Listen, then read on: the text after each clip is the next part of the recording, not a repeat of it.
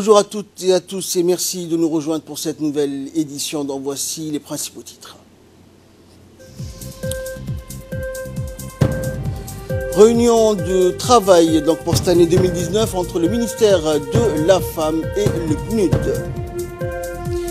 Et la Camerounaise Aïssa Doumara, lauréate du prix Simone Veil pour l'égalité femmes-hommes. Merci à vous de nous rejoindre. Djibouti à la 4e place d'un top 10 des pays à la croissance, donc à la plus grande croissance en Afrique. La République de Djibouti est logée donc à la 4e place du groupe de 10 pays africains qui ont enregistré la plus grande croissance dans l'année écoulée 2018. C'est le site d'information blogdesentrepreneurs.com spécialisé dans la mise en ligne de recettes, conseils avisés et documentation au profit d'entrepreneurs qui publient donc cette information. Selon ce support, la nouvelle performance économique de Djibouti serait intégrée à des prévisions récentes élaborées par la Banque mondiale. D'après les chiffres publiés par la Banque mondiale, notre pays a enregistré en 2018 une croissance de 7% et fait partie de nations africaines qui ont accru leur indice au développement à travers un processus de renforcement de ces infrastructures. La croissance est un indicatif donc précieux pour sonder l'état d'économie des pays. Le fait qu'elle soit, comme à Djibouti, sur une courbe sans cesse ascendante et gage supérieur de viabilité et source incommensurable d'attrait pour les investisseurs directs, la création de richesses et d'emplois. Ainsi, après donc le document des 10 pays à forte croissance en 2018, selon la Banque mondiale, sont donc première donc pour le Ghana avec 8,3%, l'Éthiopie avec 8,2%, la Côte d'Ivoire avec 7,2%, Djibouti 7%, le Sénégal 6,9%, la Tanzanie 6,8%, la Sierra Leone 6,3%, le Bénin 6%, Burkina Faso 6% et enfin 10e position le Rwanda avec 5,9% pour l'année 2018. Le ministre des Affaires musulmanes, de la Culture et des Biens Warf, Moumin Hassan Barre, a reçu donc ce week-end dans son bureau la visite de courtoisie de l'ambassadeur du Japon accrédité à Djibouti, Koji Yonetani. Cette rencontre s'est déroulée en présence du conseiller du ministre Shoaib Adjab et du directeur général des Biens Warf Elmi Nour. Le ministre a souhaité la bienvenue à l'ambassadeur et le plein succès dans l'exercice de sa mission dans notre pays. Il a salué aussi les bons liens d'amitié et des relations de coopération qu'entretiennent les deux pays dans les divers secteurs de développement. De son côté, le diplomate japonais a remercié le ministre pour son accueil, sa disponibilité pour discuter des voies et moyens permettant de renforcer davantage la coopération bilatérale, notamment dans le domaine de la culture et la promotion de l'échange artistique et de la compréhension mutuelle entre les deux peuples amis. Il a exprimé sa détermination à d'œuvrer donc pour la consolidation des liens d'amitié et de coopération djibouto-nippone. Le ministre a saisi cette occasion pour solliciter l'appui du Japon pour la réalisation du projet du musée de Djibouti qui sera implanté à l'ancienne gare au plateau du Serpent. Ce projet qui retrace une partie de l'évolution de la ville de Djibouti revêt une grande importance pour la conservation de notre patrimoine national. Le ministre a également évoqué la coopération en matière d'art et d'éducation artistique pour le renforcement des capacités et le développement de l'Institut djiboutien des arts. Au terme de cette visite, les deux parties ont réaffirmé leur volonté de collaborer ensemble afin de jeter les bases d'une coopération fructueuse au service de la culture et des arts. La journée mondiale de la femme est célébrée chaque année dans le monde entier et notre pays n'a pas été en reste et s'est apprêté donc à célébrer la journée mondiale de la femme sous le patronage du président de la République. Et en avant-première de cette grande célébration, la radio-télévision de Djibouti a proposé donc hier soir au public djiboutien une émission en direct multilangue avec des animations culturelles variées. Et dans cette émission, donc, une plus grande place a été donnée donc à l'évolution de la femme djiboutienne dans toutes les sphères de la vie politique, économique et sociale de notre pays.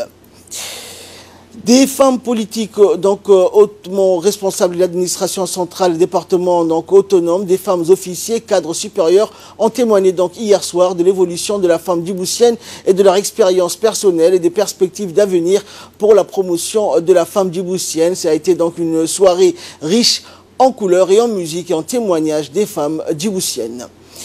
Également dans l'actualité, la ministre de la Femme et de la Famille, Moumin Hassan, a tenu une réunion de travail avec la représentante du bureau du PNUD à Djibouti. Les discussions ont porté sur la mise en place du programme qui sera exécuté durant l'année 2019. La représentante du PNUD a souligné donc dans son allocution que le PNUD sera toujours aux côtés du gouvernement djiboutien pour sa politique économique et sociale, notamment la promotion de la femme dans le tissu économique. Et quant à la ministre de la Femme et de la Famille, Moumina Ahmed Hassan, elle a remercié la représentante du PNUD pour son soutien indéfectible. Et à présent, écoutons les explications de la ministre de la Femme et de la Famille, Moumina Ahmed Hassan. Nous sommes réunis dans cette salle pour signer le plan de travail de l'année 2019 avec le PNUD, partenaire privilégié pour le ministère de la Femme et de la Famille, dans les cadres des missions et prérogatives du PNUD.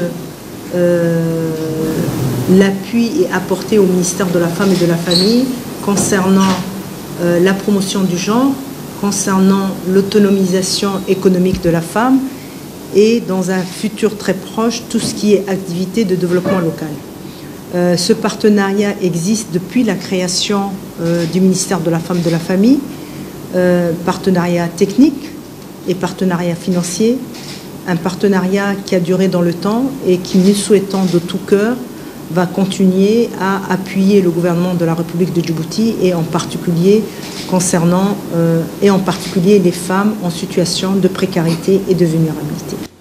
L'Office national du tourisme de Djibouti, l'ONTD, a organisé donc samedi dernier une excursion touristique pour plus de 50 touristes et des hommes d'affaires éthiopiens. Les visiteurs donc étaient composés d'hommes d'affaires éthiopiens mais aussi de businessmen de la région, lesquels ont jeté leur dévolu sur ce créneau.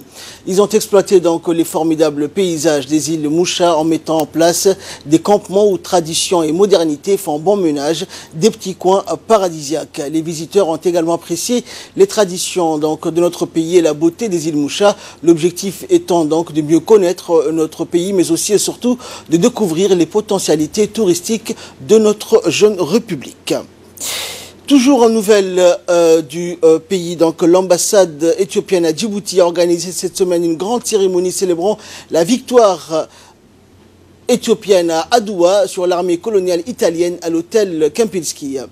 De nombreux artistes éthiopiens se sont produits donc sur le podium pour le 123e anniversaire de cette grande victoire de l'armée de l'empereur Ménélique II qui a mis donc en déroute les soldats italiens puissamment armés le 1er mars 1896. Une forte délégation officielle éthiopienne composée de la ministre de la Défense de l'Éthiopie, l'ingénieur Aïcha Mohamed, et donc deux autres ministres ont participé à la cérémonie en présence des officiels djiboutiens et des diplomates.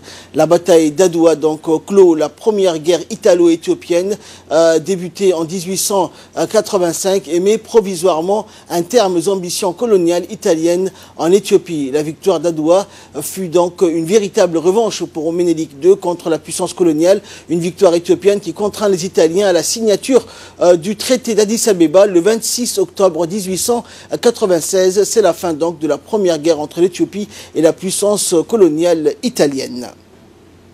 L'Association pour le bienfaisance et le développement communautaire, donc l'ABDC de quartier et la branche Balbala a organisé donc une journée de don de sang dans la maternité donc Dar el-Hanan en l'honneur de la journée internationale des droits des femmes qui est célébrée partout dans le monde. L'objectif de cette journée donc était de contribuer à la banque de sang de la maternité Dar el-Hanan. C'est un lieu donc où les mères nécessitent énormément de sang après leur accouchement. La journée a vu la participation du président de l'association, Faisal Abdillahi, et de la directrice de la maternité Dar el-Hanan, Zahra Moussabouh. Lycée du quartier 5 de Balbala. Cette association a fait un don de sang à l'occasion du 8 mars, la journée dédiée aux femmes. C'est une journée internationale et par ce biais, cette association participera à la prise en charge des mères et de nouveau-nés et surtout au sauvetage des mères. Je dis bravo à l'association et j'incite les autres associations à faire de même en octroyant leur don de sang aux hôpitaux de référence. Il y a Balbala qui est un hôpital de référence et qui abrite une maternité, mais également l'hôpital général Pelletier. Ce don est un acte noble et par ce biais, je pense que toutes les associations doivent y participer. Deuxièmement, j'aimerais également adresser en cette journée une bonne fête à tous les mamans, qu'elles soient en brousse, à toutes les femmes du monde et surtout aux femmes de la République de Djibouti, qu'elles soient en brousse ou qu'elles soient à Djibouti-Ville, sans oublier la première dame et présidente de l'UNFD, Madame Khadra Mohamed Haït, qui est la mère de la nation. Et l'armée BIS d'Ali Sabi, en étroite collaboration avec la douane, a intercepté une importante quantité de marchandises de contrebande.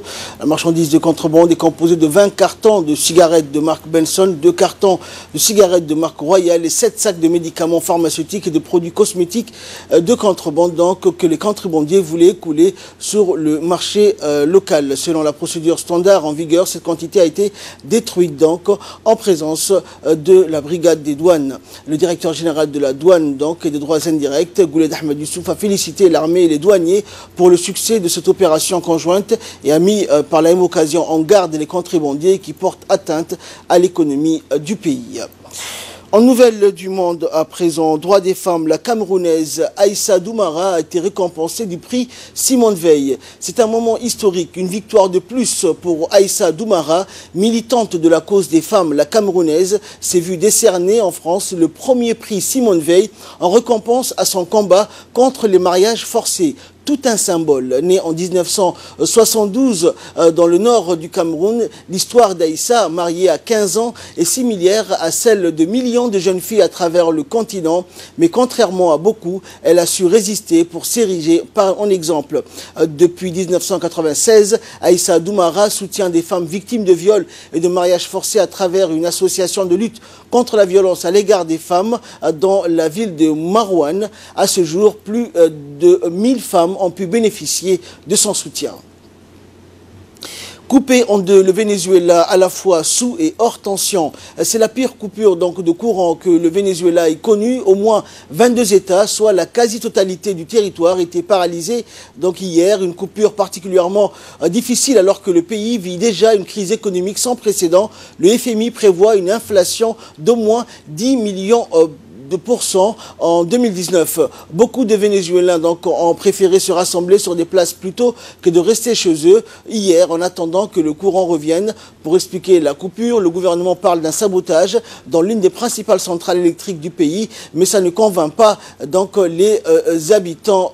Donc sabotage ou pas, l'ampleur de cette coupure de courant témoigne de l'état déplorable des infrastructures vénézuéliennes et cela n'annonce rien de bon pour les semaines qui viennent car pendant ce temps, le bras de fer entre l'opposition qui se rassemble derrière son leader Juan Guaidó et les chavistes qui manifestent leur soutien donc au président vénézuélien Nicolás Maduro se poursuit.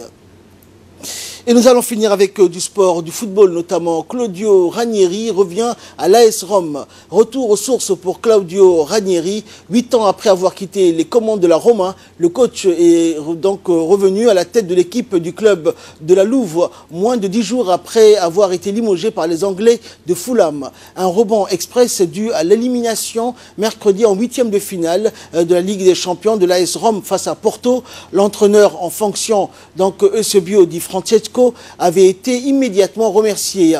Claudio Ranieri, 67 ans, s'est dit ravi de ce retour dans la ville éternelle. La mission qui lui a été assignée est simple, finir suffisamment haut en Série A pour jouer à nouveau la Ligue des Champions l'an prochain. Pour cela, il faudra passer devant l'Inter de Milan, actuel 4e du championnat italien, avec 3 points d'avance sur l'AS Rome. C'est ainsi que prend fin cette édition. Merci à vous de nous avoir suivis.